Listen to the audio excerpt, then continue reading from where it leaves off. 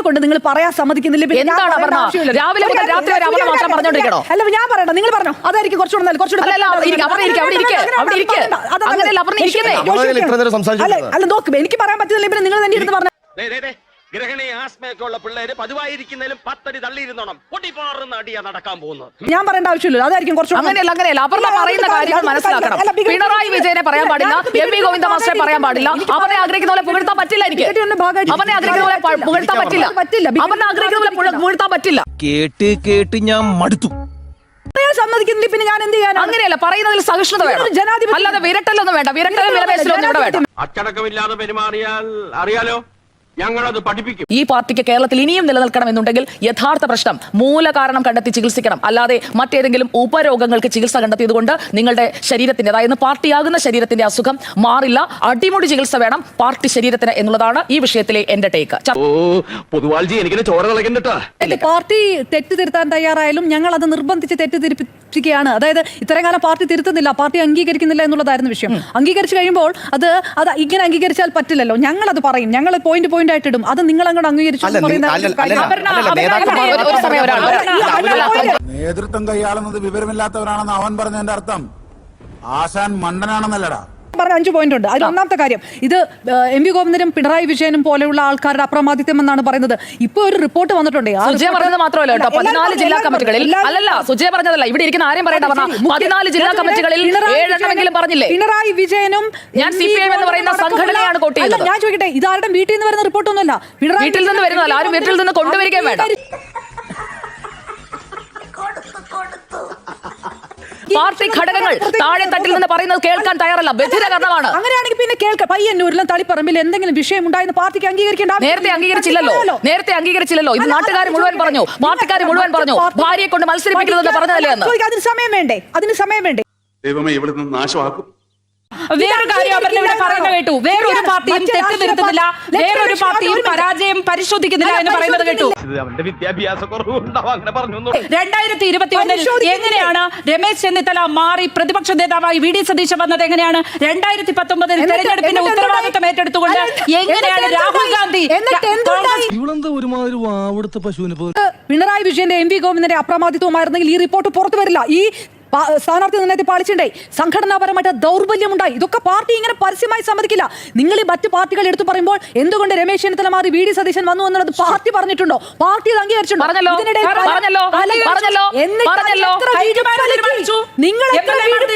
എന്നിട്ട് വിഴുപ്പലക്കി CPM തിരുത്തുമ്പോൾ അത് തിരുത്തലാണ്, അത് പാർട്ടി അംഗീകരിക്കും. ഇത് വിഴുപ്പല്ല, ഇത് മാലിന്യ മലയാണ്. നിങ്ങൾ അലക്കാൻ പറ്റില്ല, കത്തിച്ചു കളയണം.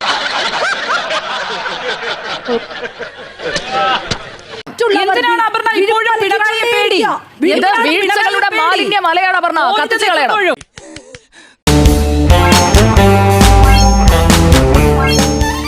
ഇതെങ്ങനെയാണ് ചെയ്യാവുന്നത്? രണ്ടാമത്തെ ഒരു കാര്യം കൂടെ പറയാം. വികസനക്ഷേമ നയങ്ങൾ ഒന്നും അംഗീകരിക്കപ്പെട്ടില്ല. ആദ്യത്തെ വിട്ടില്ല, പറയാൻ സമ്മതിക്കാം. ആദ്യത്തിൽ ഒന്നും പറയാനില്ല. പിണറായി വിജയനെയും എം വി, ഒറ്റ കാര്യത്തിന് അപർണ മറുപടി പറഞ്ഞാൽ മതി. പിണറായി വിജയനെയും എം വി ഗോവിന്ദൻ മാസ്റ്ററെയും സേഫ് സോണിൽ ഇരുത്തിക്കൊണ്ടുള്ള ഒരു വിമർശനം കൊണ്ട് എന്താണ് കഴമ്പ്? അതെങ്ങനെയാ സേഫ് സോൺ ആവുന്നത്? അങ്ങനെയാണ് ഇപ്പൊ നേതാക്കളെ രക്ഷിക്കാനുള്ള ഒരു ശ്രമമാണ് ഈ റിപ്പോർട്ട്. ഭരണ നേതൃത്വത്തിന് വീഴ്ച പറ്റിയ ഈ റിപ്പോർട്ടിലുണ്ടോ? ഞാൻ ചോദിക്കട്ടെ, നമ്മളോടല്ല എം വി ഗോവിന്ദൻ മാസ്റ്റർ തലേന്ന് പറഞ്ഞത് ഈ തെരഞ്ഞെടുപ്പിൽ തോറ്റാൽ അതിന്റെ ഉത്തരവാദി സർക്കാരായിരിക്കും എന്ന് പറഞ്ഞോ? അല്ല, അങ്ങനെ പറഞ്ഞ അത് CPM മാത്രമേ പറഞ്ഞിട്ടുള്ളൂ. ഇതിനാണ് അവനവൻ പാരാന്ന് പറയുന്നത്. എവിടെ സ്ത്രീകൾക്ക് KSRTC സൗജന്യ യാത്രയൊക്കെ പറഞ്ഞ CPM മാത്രമേ. നമ്മളോട് എം വി ഗോവിന്ദൻ മാസ്റ്റർ പറഞ്ഞു, നമ്മുടെ ഫ്ലോറിൽ നമ്മൾ രണ്ടുപേരുമായിരുന്നു ആങ്കർ, ഓർമ്മയുണ്ടോ? എനിക്കൊന്നും ഓർമ്മ വരുന്നില്ല ഈശ്വര. ഈ കേരളം മുഴുവൻ KSRTC സൗജന്യ യാത്ര ഇവിടെ KSRTCയുടെ എല്ലാ വിഷയം ഇവിടെ പറഞ്ഞോ? ജില്ലാ കമ്മിറ്റികൾ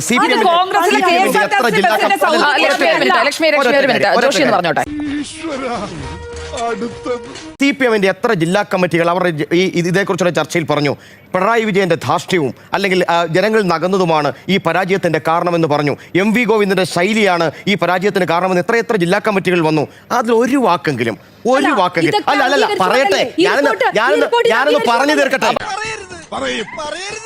അപർണ പേര് പറയാതെ പറഞ്ഞു തീർക്കട്ടെ. അതിലൊരു വാക്കെങ്കിലും ഇന്നത്തെ ഈ വാർത്താക്കുറിപ്പിലുണ്ടോ? ഈ എം വി ഗോവിന്ദൻ നടത്തിയ വാർത്താ സമ്മേളനത്തിൽ ഒരിടത്തെങ്കിലും പിണറായി വിജയനെ കുറിച്ച് പറഞ്ഞിട്ടുണ്ടോ? എവിടെയെങ്കിലും ഈ നേതൃത്വത്തിനുണ്ടായ പരാജയം എന്ന് പറഞ്ഞിട്ടുണ്ടല്ലോ? സത്യമാണെങ്കിലും എനിക്ക് അംഗീകരിച്ചു കൊടുക്കാൻ പറ്റുമോ? നേരത്തെ പിന്നെ ശ്രീ വേണുഗോപാലകൃഷ്ണൻ പറഞ്ഞല്ലോ, ഈ പരാജയത്തിന്റെ ഉത്തരവാദിത്തം ആരാണ്? CPM സംസ്ഥാന കമ്മിറ്റിക്കാണ് എന്ന് വാർത്താക്കുറിപ്പിൽ പറഞ്ഞൊഴിയാനാണ് ശ്രമിച്ചിരിക്കുന്നത്. അങ്ങനെയൊന്നും ഒഴിയാൻ പറ്റില്ല. നിങ്ങൾ എത്ര ഒഴിഞ്ഞാലും ഇവിടുത്തെ ജനം മനസ്സിലാക്കുന്നുണ്ടോ? പാർട്ടി പ്രവർത്തകർ മനസ്സിലാക്കുന്നുണ്ടെന്നേ. പാർട്ടി രേഖ എന്റെ കയ്യിലുണ്ട്. ഓരോ ജില്ലയിലെ വിമർശനം വേണമെങ്കിൽ ഞാൻ എടുത്തു പറയാം അപർണക്കുറിപ്പേ. എന്താ ഉറക്കം വരുന്നു? ധൈര്യമുണ്ടോ?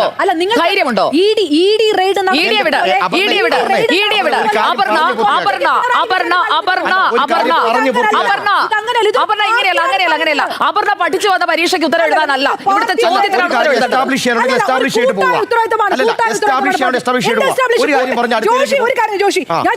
അപർണയ്ക്ക് എന്താണ് അപർണയ്ക്ക് ഈ പാർട്ടിയെ കുറിച്ച് ഒരു ചുക്ക് പറയില്ലെന്ന് തോന്നിപ്പിക്കുന്ന രീതിയിൽ സംസാരിക്കുന്നത്? ചരിത്ര വിജയം നേടി തുടർ ഭരണത്തിൽ വന്ന സമയത്ത് ക്രെഡിറ്റ് മുഴുവൻ പിണറായി വിജയനായിരുന്നു. അല്ല, അതൊരു CPM അല്ലേ ജയിച്ചത്? പിന്നെ ഈ ഫ്രോഡുകളുടെ ഒരു ടെക്നിക്കാണ്. ഒരു ക്യാപ്റ്റൻ മാത്രമായിട്ടുള്ള ക്യാപ്റ്റൻ ആയിരുന്നു വേണുഗോപാലകൃഷ്ണൻ. അല്ല, അപർണ നിൽക്കൂ അങ്ങനെ പറഞ്ഞു പോലെ. അപർണ അങ്ങനെ പറഞ്ഞു പോലെ. ഇത് മോണോലോഗ് അല്ല, ഇത് ബിഗ് എഡിറ്റോറിയൽ ആണ്. വേണുഗോപാലകൃഷ്ണൻ അല്ല, ആരും ചോദിക്കുകയല്ല. ചോദിച്ചതിനൊന്നും മറുപടിയില്ല.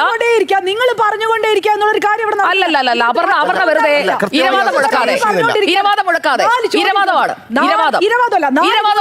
വെറും ഇരവാദമാണ്. ഒരു 40 സെക്കൻഡ് പോലും തരില്ല. 4 പേര് ശരി 40 സെക്കൻഡ് ബിഗിൻസ് നൗ. പറഞ്ഞു. നാരായണിമംഗലം നാരായണൻ ആരാണെന്നാ നിന്റെ വിചാരം? അവൻ കലക്കാൻ പോണ കലക്ക് കണ്ടോ? പയ്യന്നൂരിലും തളിപ്പറമ്പിൽ തോറ്റാൽ അത് പിണറായി വിജയന്റെ തലയിൽ മാത്രം വെക്കുന്നത് എങ്ങനെയാണ്? അവിടെ പ്രാദേശിക നേതൃത്വമില്ലേ? പ്രാദേശിക BJP തോറ്റിയെങ്കിൽ എല്ലാം നരേന്ദ്രമോദി. അങ്ങനെയാണ് ചോദിച്ചത്. മുഖ്യമന്ത്രിയായല്ലോ, ഇപ്പൊ മുഖ്യമന്ത്രിയായി വന്ന VD സതീശനാണല്ലോ ഈ കോൺഗ്രസ് ഡീലിനെ കുറിച്ച് പറഞ്ഞത്. അദ്ദേഹം ഇപ്പൊ മുഖ്യമന്ത്രിയാണല്ലോ, അദ്ദേഹത്തിന് കുറച്ചുകൂടി കാര്യമായിട്ട് പറയാവുന്നല്ലോ. മിണ്ടുന്നില്ലല്ലോ, ഈ വിഷയത്തെ കുറിച്ച് പറയുന്നില്ലല്ലോ. നിങ്ങളൊരു തെരഞ്ഞെടുപ്പ് സമയത്ത് തളിപ്പറമ്പിൽ മാത്രം തോറ്റല്ല, കേരളത്തിലെമ്പാടും തോറ്റതിന്റെ ഉത്തരവാദിത്തമാണ് പിണറായി വിജയനുള്ളത്. കേരളത്തിലെമ്പാടും തോറ്റതിന്റെ ഉത്തരവാദിത്തമാണ് ക്യാപ്റ്റനുള്ളത്. ഈശ്വര, ഇതൊക്കെ എന്റെ തലയിലാവൂലോ? അതെങ്ങനെ നിന്റെ തലയിലാവണം? പിന്നെ നീ കയറിയേക്കോ? കഴിഞ്ഞ തവണ 5 വർഷം മുൻപ് ആടാപ്പടലം UDF തോറ്റപ്പോ ആരുണ്ടായിരുന്നു ഇതുപോലെ ഏറ്റെടുക്കാൻ? ഇല്ല. അപർണ വിഷയത്തിൽ നിന്ന് വ്യതിചലിക്കുകയാണ്. അല്ല, ജോഷി അപർണ രണ്ടുപേരോടും കൂടാണ് നമ്മൾ ഇവിടെ ചർച്ച ചെയ്യുന്ന വിഷയം. ഇന്നത്തെ CPIM-ന്റെ നയവും നിലപാടുമാണ്. തോറ്റതിന് ശേഷമുള്ള അവരുടെ വിലയിരുത്തലാണ് വിഷയം. ആ വിഷയത്തിൽ ഊന്നി തന്നെ സംസാരിക്കണം. അങ്ങനെയാണെങ്കിൽ മാത്രമേ സമയം അനുവദിക്കാൻ കഴിയൂ. മുഖ്യമന്ത്രി അല്ല, അപർണ നിൽക്ക് പറയട്ടെ. അപർണ ഒരു മോഡറേറ്ററെ പോലും സംസാരിക്കാൻ അനുവദിക്കാത്ത അസഹിഷ്ണുതയാണ് അപർണയ്ക്ക്. അസഹിഷ്ണുതയാണ്. ഞാൻ ഈ പരിപാടി മോഡറേറ്റ് ചെയ്തുകൊണ്ടിരിക്കല്ലേ. എന്നെ കൊണ്ട് നിങ്ങൾ പറയാൻ സമ്മതിക്കുന്നില്ല. എന്താണ് അപർണ? രാവിലെ മുതൽ രാത്രി വരെ അപർണ മാത്രം പറഞ്ഞോണ്ടിരിക്കണോ? അല്ല, ഞാൻ പറയണം, നിങ്ങൾ പറഞ്ഞോ. അതായിരിക്കും കുറച്ചുകൂടെ.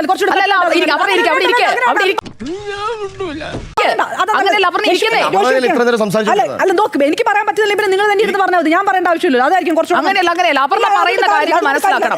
പിണറായി വിജയനെ പറയാൻ പാടില്ല, എം വി ഗോവിന്ദ മാസ്റ്ററെ പറയാൻ പാടില്ല. അവരെ ആഗ്രഹിക്കുന്ന പോലെ പുകഴ്ത്താൻ പറ്റില്ല. എനിക്ക് അവനെ ആഗ്രഹിക്കുന്ന പോലെ പുകഴ്ത്താൻ പറ്റില്ല. അവനെ ആഗ്രഹിക്കുന്ന പോലെ പുകഴ്ത്താൻ പറ്റില്ല. വല്ല കാര്യമുണ്ടോ? എന്തിനാണ് ഇങ്ങനെ ഇല്ലാന്ന് നടക്കണേ? എതിർപ്പുണ്ടെങ്കിൽ പറയും. വിമർശനങ്ങൾ നിങ്ങൾ പറയൂ എന്ന് എം വി ഗോവിന്ദ മാസ്റ്റർ പറഞ്ഞത് വിശ്വസിച്ചിട്ടാണ് ഞാനിത് പറയുന്നത്.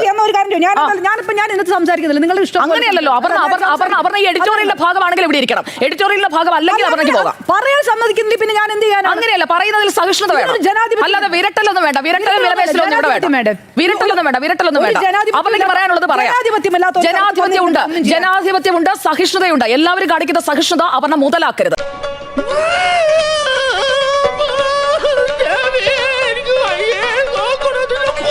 ഇതിപ്പോൾ വരട്ടെ എന്നല്ല, വിരട്ടാണ്. അപ്പോൾ ആ വിരട്ടൽ പറ്റില്ല എന്നുള്ളതാണ് ഞാൻ അപർണയോട് പറഞ്ഞത്. അപർണ ഇവിടെ പിണറായി വിജയന്റെ ശൈലി വീട്ടിൽ പോയി ചോദിക്കുന്ന പറഞ്ഞ ആ ശൈലിയാണ് അപർണ ഇപ്പോൾ എന്നോട് എടുത്തത്. അത് ശരിയാണോ? ഞാൻ ജനാധിപത്യപരമായിട്ട് അഭിപ്രായം പറയാനുള്ള സ്വാതന്ത്ര്യം വേണമെന്നാണ് പറഞ്ഞത്. അതായത് 4 പേര് ചോദ്യം ചോദിക്കുമ്പോൾ 4 പേരോട് ഉത്തരം ചോദിച്ചില്ല. നിങ്ങൾ 3 പേര് പറയുന്നിടത്ത് എനിക്ക് പറയാൻ ഇതുണ്ട്. ഒന്നും പറയാൻ സമ്മതിക്കുന്നില്ലെങ്കിൽ എന്ത് ചെയ്യാൻ പറ്റും? ഒരു പ്രജുഡിസ് വെച്ചിട്ടാണ് കാര്യങ്ങൾ കണക്കാക്കുന്നത്. ഒരു പാർട്ടി റിപ്പോർട്ട് വരുമ്പോൾ ആ രീതിയിലല്ല. ശരി, 3 പേര് 3 തരത്തിലാണ് ചോദിച്ചുകൊണ്ടിരിക്കുന്നത്. ഒരാൾക്ക് പോലും ഉത്തരം പറയാൻ എനിക്ക് പറ്റുന്നില്ലല്ലോ. ഉത്തരം പറയൂ. ആരും ശല്യപ്പെടുത്തരുത്. ഞാനില്ല. ഇനിയിപ്പം ഞാൻ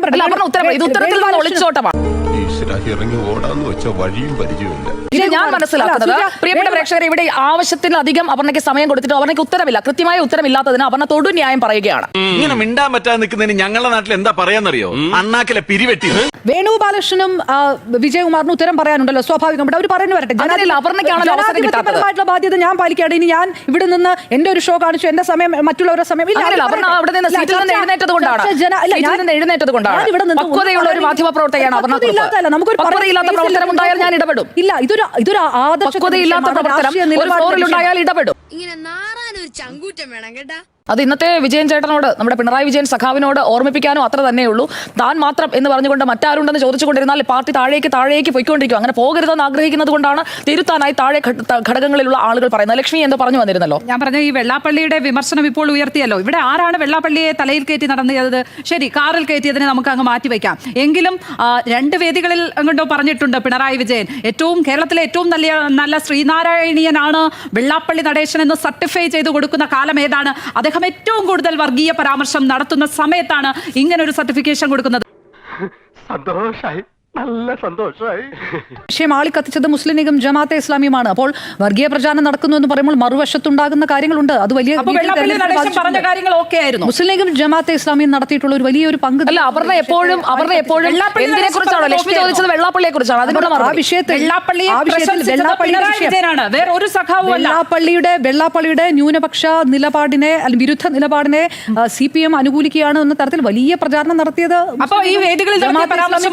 ഈ വേദികളിൽ നടത്തിയ പരാമർശം നമ്മൾ മാധ്യമങ്ങൾ കൊടുത്തതാണ്.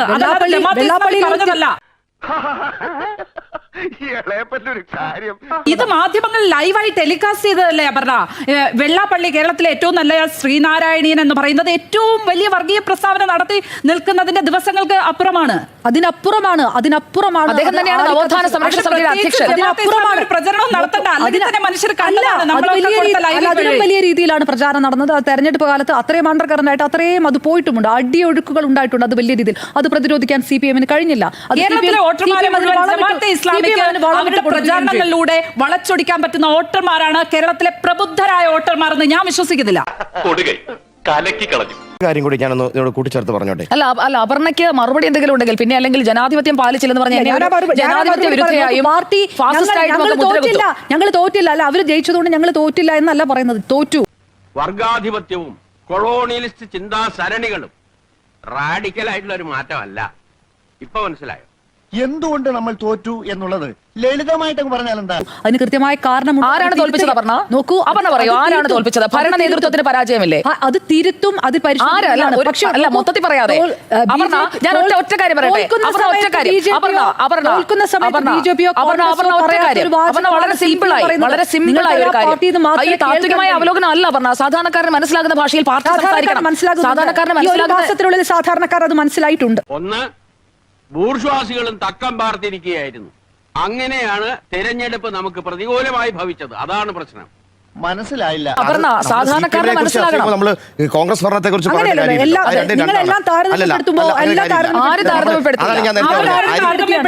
മറ്റു പാർട്ടികൾ അല്ല, അതാ ഞാൻ പറഞ്ഞത്. അരി എത്ര എന്ന് ചോദിക്കുമ്പോൾ അതാണ് ഞാൻ പറഞ്ഞത്. അരി എത്ര എന്ന് ചോദിക്കുമ്പോൾ പയറഞ്ഞാഴി എന്ന് പറയുന്നത് ഭരിച്ച ഒരു പാർട്ടിയുമായി താരതമ്യപ്പെടുത്തി തന്നെയാണ് നേതാക്കന്മാരെയും കൊണ്ടുപോകേണ്ടത്. ഇനി ഒരുപാട് കാണാനുണ്ടല്ലോ. ഇതിലും വലിയ താരതമ്യപ്പെടുത്തൽ ജോഷി കുര്യൻ ഇവിടെ ഇരുന്ന് ഈ ബിഗ് എഡിറ്റോറിയൽ നടത്തും. ഞാനത് കേൾക്കും ജോഷി. ശരി, നമുക്ക് കാണാം. എന്റെ പണി പോലിരിക്കുന്നത് അപർണ ഇപ്പോഴും ഇടിക്ക് കല്ലെറിഞ്ഞ അതേ മാനസികാവസ്ഥയിലാണ് നിൽക്കുന്നത്. ആ ഇടിക്ക് കല്ലെറിഞ്ഞ മാനസികാവസ്ഥയിൽ നിന്ന് അപർണക്കുറിപ്പ് ഒന്ന് മാറണം എന്നുള്ളതാണ് എന്റെ ഹമ്പിൾ ആയിട്ടുള്ള റിക്വസ്റ്റ്. ഇടിയെ കല്ലെറിഞ്ഞിട്ട് കാര്യമില്ല. ഇടി വരും, അന്വേഷിക്കും, വീണയെ പൊക്കും. ഇപ്പോൾ വീണയെ ഒഴിവാക്കി. അങ്ങനെയാണെങ്കിൽ പൊക്കണം. കാരണം ഞാൻ ഇപ്പോഴും പറഞ്ഞു, വീണ വിജയനെ സമൻസ് അയച്ചാൽ, വീണ വിജയനെ അറസ്റ്റ് ചെയ്താൽ ഒരു CPM കാരനും പ്രതിഷേധിക്കില്ല. ഒരു CPM ഞാൻ അപർണയുടെ ഇതേ ഫ്ലോറിലെ പ്രതിഷേധമൊക്കെ എന്ന് പറയട്ടെ. അപർണ എന്തൊരു പ്രതിഷേധമായിരുന്നു. ആ കല്ലിൻകട്ടയൊക്കെ തിരുവനന്തപുരത്ത് അവിടെ കിടപ്പുണ്ട്. ആ കല്ലിൻകട്ട ഇപ്പോഴും കിടപ്പുണ്ട്. മാത്രമല്ല, ED ഉദ്യോഗസ്ഥർ വന്ന വണ്ടിയുണ്ടല്ലോ, ആ വണ്ടി ഒരു സ്വകാര്യ വണ്ടിയായിരുന്നു, ടാക്സി ആയിരുന്നു. അല്ലല്ല, ഞാനത് പറഞ്ഞോട്ടെ. അവിടേക്ക് വന്ന വണ്ടിയുണ്ടല്ലോ, ഞാനിനി പറയുന്നു. ജോഷിയോട് ഞാൻ പറഞ്ഞിട്ട് കാര്യമില്ല. അല്ല, അവിടേക്ക് വന്ന വണ്ടിയുണ്ടല്ലോ, ED ഉദ്യോഗസ്ഥർ വന്ന് തല്ലിപ്പൊട്ടിച്ച വണ്ടിയുണ്ടല്ലോ, ആ വണ്ടിയുടെ ഡ്രൈവറെ CPM ഓഫീസിലേക്ക് വിളിപ്പിച്ചു. അറിയോ? ശരി, ഓക്കെ, ഞാനത് ഇനി പറയുന്നില്ല. മല്ലയാ, ഞാൻ പോകണേ. എല്ലാരും കൈവച്ചല്ലോ. ഇനി ആർക്കും പരാതിയില്ലല്ലോ. ഇതൊരു കാര്യം മറ്റേടത്ത് ഐഡിയ ആയിപ്പോയി. അവിടുന്നും കിട്ടി ഇവിടുന്നും കിട്ടി. ഇനി മരിച്ചാൽ ഐഡിയ പറയില്ല.